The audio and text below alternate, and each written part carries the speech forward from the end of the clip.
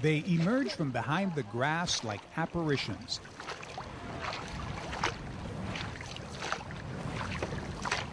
Paddling out of the past, down a river that has carried many voyageurs. These are modern-day adventurers traveling the Saskatchewan River. Tonight, they will be welcomed in an historic place. So what's this all about? This is about honoring the memory of David Thompson, and it's also a great way to see Canada, one little town at a time. This little town was named Cumberland House by the British. Cumberland House owes its existence to the canoe and the fur trade. It's a page out of history.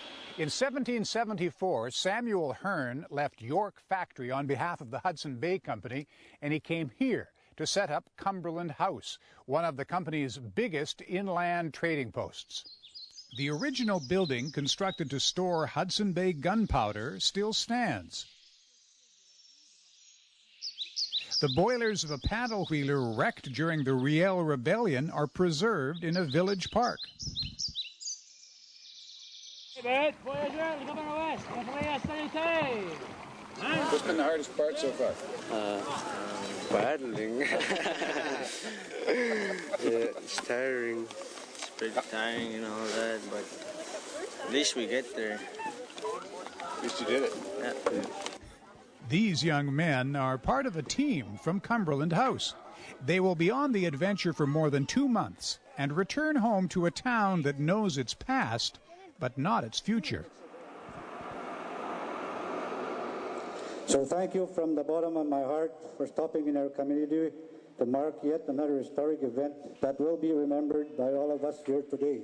Thank you very much. Walter Seawap is chief of the Cumberland House Cree Nation. Andy MCKAY is the mayor of the village of Cumberland House. The two men are presiding over a party, thrown the old-fashioned way. Homemade food for a couple hundred people. And traditional Métis dancing.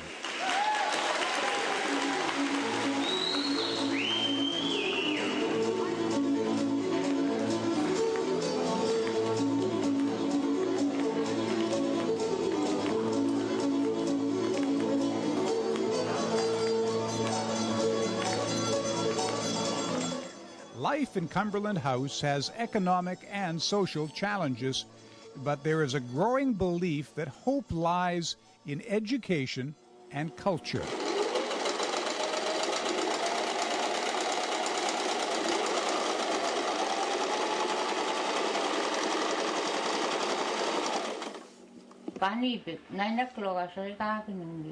There are still many people here who speak Cree as their first language. Louisa Buck grew up on a trap line. Within a generation, that lifestyle disappeared. At 84, her son is grown. Her husband has died. She lives in a small care home and sews for extra money. What she said was the reason why she thinks life was better then was there was no technology like what we have today, and that there was no places for people to go and get crazy in, like I guess she means the hotels or whatever nowadays. That's your old house? Yeah, what's fine.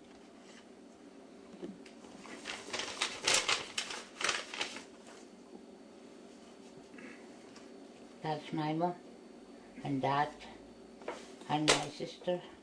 Simple. Like many elders in Cumberland House, Louisa worries about the young people.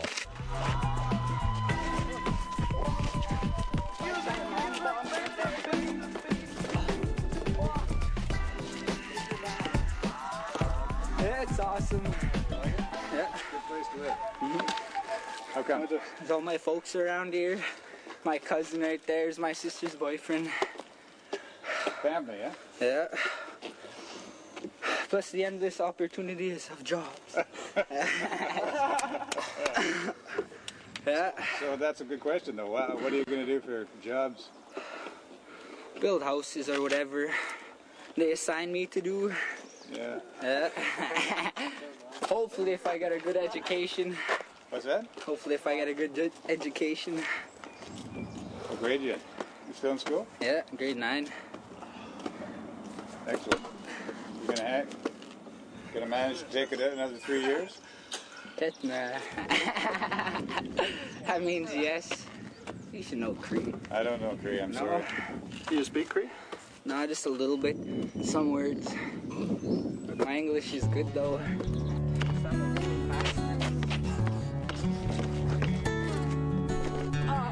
it that time.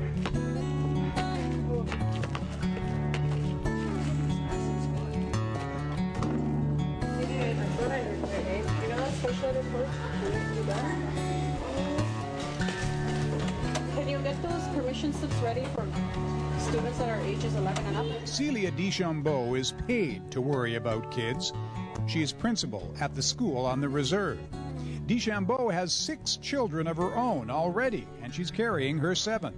She still finds time to worry about education. How do you keep kids in school? That's another issue, isn't it? Yes, definitely. We had such a low enrollment this year. It was like the worst enrollment we've had, and we really talked. Secondary. Yes. Middle years, elementary are high enrollments. It's when they hit grade 10, and we were pretty. We know we have to do something to keep these kids in school. In the past, they had an incentive for them to be in school. They had a student allowance.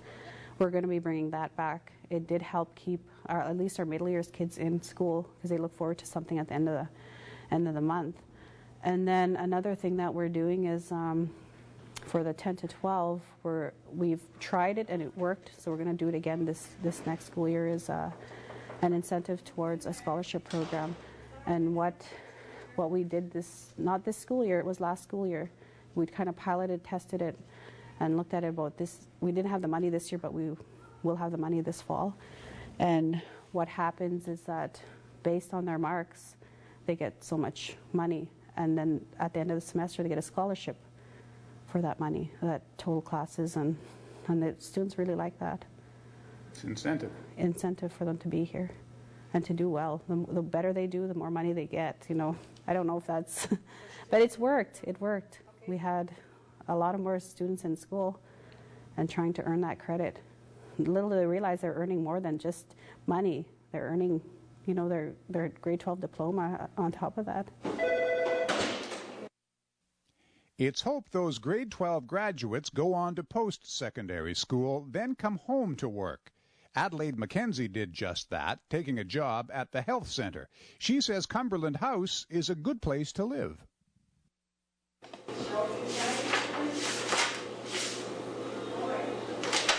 We got everything for x-rays. We have everything. We can do anything here pretty much. I mean, like extractions, take x-rays, do fillings, extractions. We have the unit to do all of that. The materials, we got the equipment to sterilize, and we have everything here, at least for what I do. Like, I'm a dental therapist, so this is, everything I need is here. So you're almost exactly the sort of person that the chief and council, anyway, would like to see. Somebody that goes away, gets an education, and then comes back. Yeah, exactly. I mean, I think they're lucky. I mean, I know just about everybody in this town. Everybody knows me too. So it's, I'm really comfortable. I've been here for about 7 years. 7 years now. Do you have a family? Yeah. I'm married and I have 3 children. My husband works here and my kids go to school here and everything. And we have our own home here, right in the village. They share similar problems, similar hopes, and in some cases similar bloodlines. But the village of Cumberland House and the Cumberland House Cree Nation are completely separate entities. That's because the village is made up primarily of Métis, and they get a lot of their funding from the province. The Cree Nation is on federal land, and it gets a lot of its funding from the federal government. And the two governments don't really want to spend money in the other guy's jurisdiction, so you get a lot of duplication. You've got 2 schools, 2 health centers, even 2 radio stations, for a total population of about 2,000 people. In the hallway of the village school is a picture of the 2006 graduating class. Alexis Dorion is on the top row, and she's now working at the radio station on the reserve. Up next, we have a good afternoon greeting going out to David, and this is coming with Love Lek.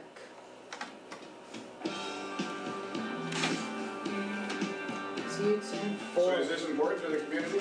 Yeah, there's lots of listeners, and then like I stay here through lunch hour. They find it more convenient for like messages, dedications, good afternoon greetings, anything like that. I stay right through lunch. Well, from 9 to 4 I stay. The reason being is because I got kids too, and they're in preschool and school, and I have to be home to meet them. So that's pretty cool. But a lot of people like it when I stay home and stay here through lunch. Radio. No, there isn't. Okay, bye. That one was asking for a bingo. It's better, but you still want to leave. How come? Because I want to become a nurse, and they don't offer that out here. Would you come back if they could give you a job in the nursing station? Oh yes, definitely. I'd love to be in my hometown. But I don't know actually. But yeah, I'd probably come back if I was able to, like after I graduated. Because that's a 4-year program, I believe. Yeah. Because it's, people say it's got problems, but it's a good place to live. Mm-hmm. It is, it's okay. And plus, like, in the city, you don't get to see trees, and you don't get to go fishing, and, like, you have to have permits, and you have to have this and that in the cities. And out here, you could just jump in a boat and go. Like, there's camp out here. You don't have to ask anybody for it. And freedom. Yeah, there's lots of that out here. And there's more stuff out here for, well, it's like if they had a swimming pool and that for the kids, it would be awesome. That would give us a better time to go with the kids instead of just sitting at home watching TV or yard work. That would be better. Repeating that message for Tracy La Liberty, you are to go home right away. Outdoor sale to happen tomorrow at 2 p.m. in the back of Helen Carrier's. Also, there is another yard sale to begin at 1 p.m. at Marlene Stewart's. Those are both happening tomorrow. For sale, a 1991 black Ford truck. For more information, you can phone LD at 7902. Up next, we have good afternoon greetings going out to Esther, Mel, and Delia. This is coming from David. You have no trouble.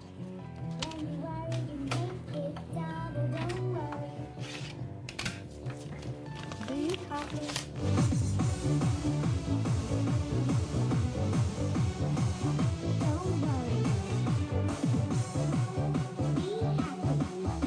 In 2005, the median family income on the reserve was about $19,000, more than $10,000 less than people living in the village.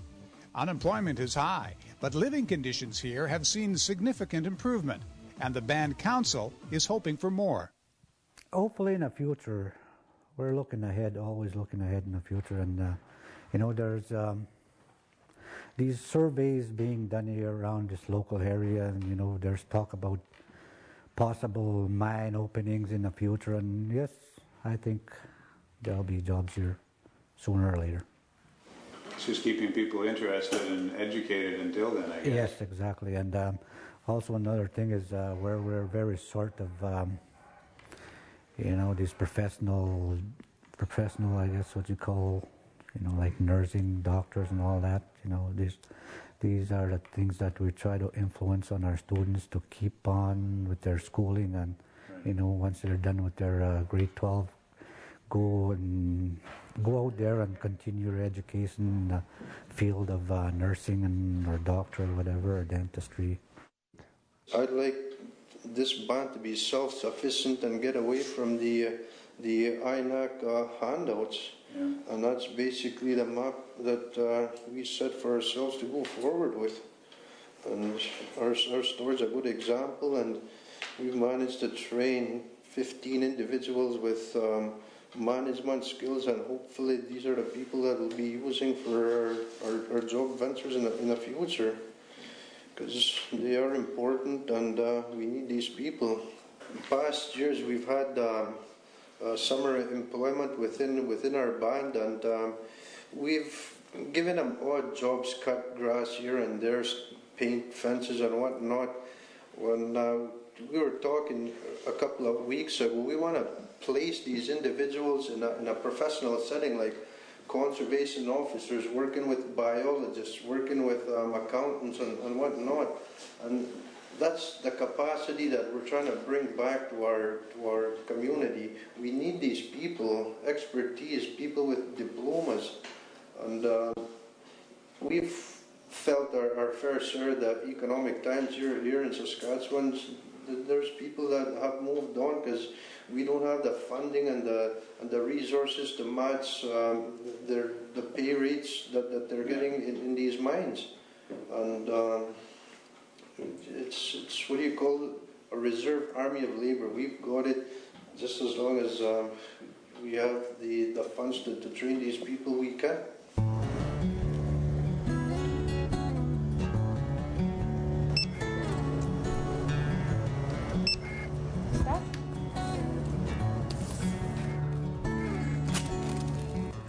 Population of Cumberland House Cree Reserve grew by 51% between 2001 and 2006. Lots of people are coming home. It's resulted in a bit of a building boom. One neighborhood is finished and another subdivision's ready to go. Yeah, this is the living room, that's the kitchen.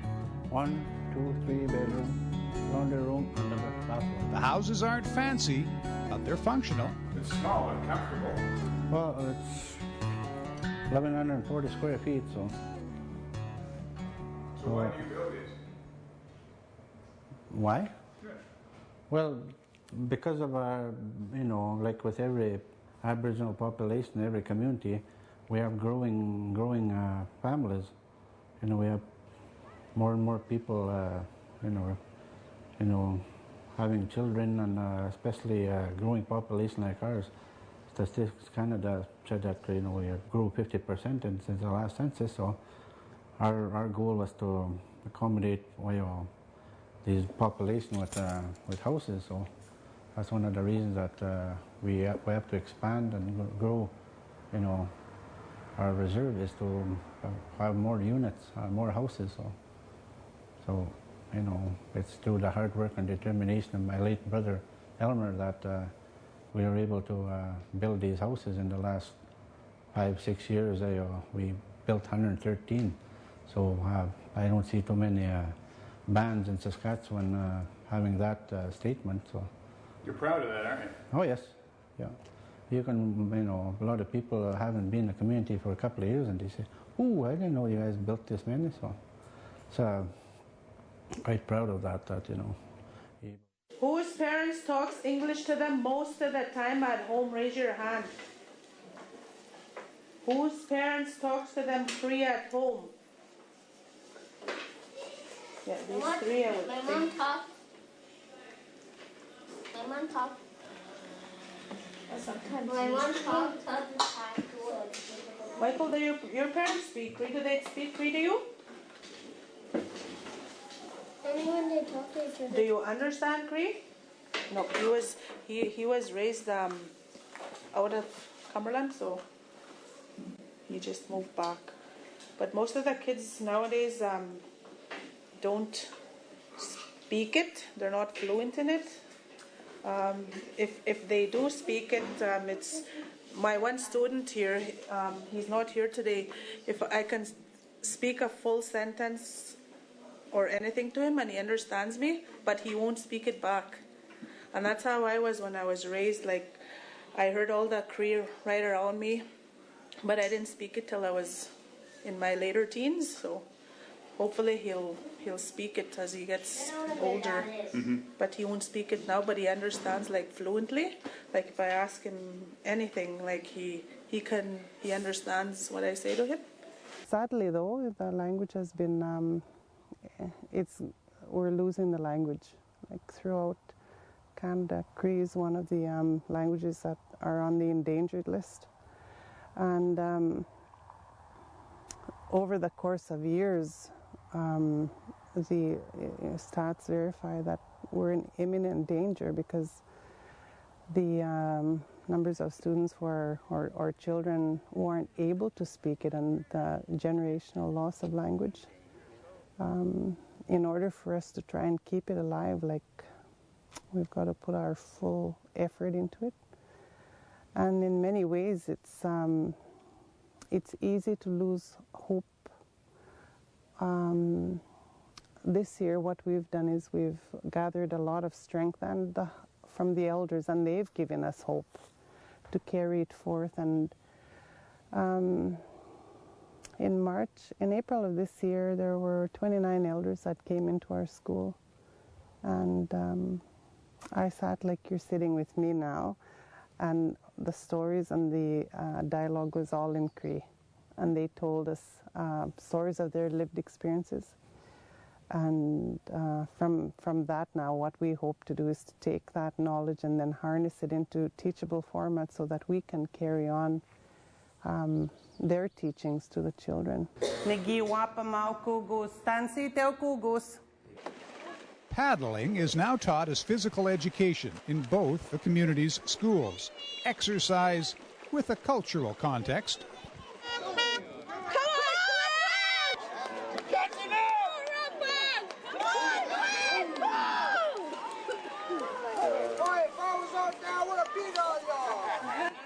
Nothing draws a crowd here like a race, particularly if it involves paddling. And this is also about the idea of community, competition, and even some reward. What'd you get? 60 bucks, even though we sucked. For what, did you guys come in which place? Second. Tell me, how did it go? We just had problems turning and controlling the boat.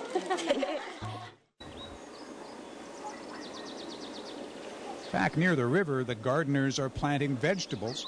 There's no large-scale agriculture here. It's mostly small plots. I haven't really decided on what I'm going to put here. What do you have in so far, did you say? So far, I have potatoes, a lot of potatoes, tomatoes, and I'm going to be cooking, corn, carrots, lettuce, and pumpkin seeds for the kids, because they always bloom so beautifully. Tell me why you plant a garden. I plant a garden because I love it. It really takes the stress out of me. And it's a tradition for me, for my father. He passed away 2 years ago. And he told me to keep it going. So that's the reason why. And the kids love fresh fruit and the fresh potatoes. And they really love the pumpkins. When the pumpkins come out, they just look nice.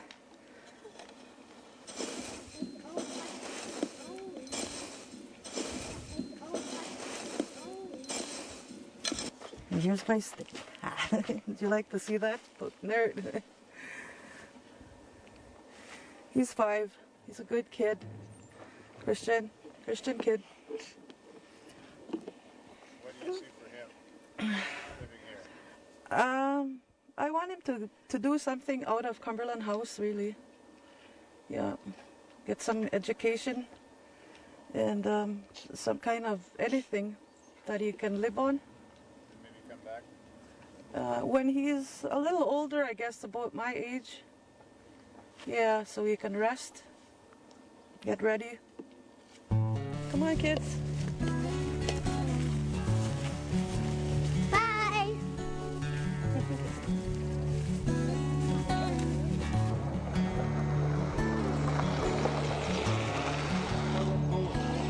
I thought there were supposed to be 16. It's been more than 200 years since the first voyageurs stopped here, making Cumberland House the oldest community in Saskatchewan.